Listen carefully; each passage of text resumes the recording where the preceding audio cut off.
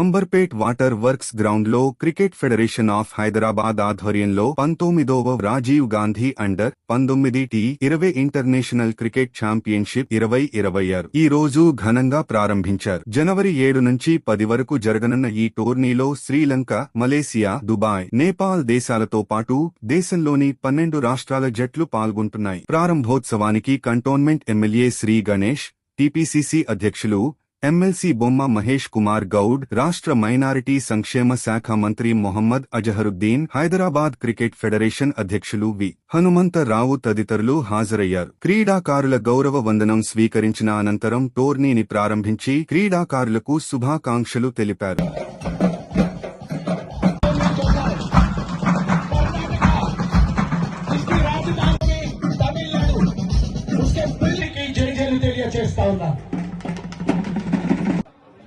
Charge लीजिएगा umpire, Hyderabad cricket association के umpire mission से विनती करता हूँ वो मैच करा ले।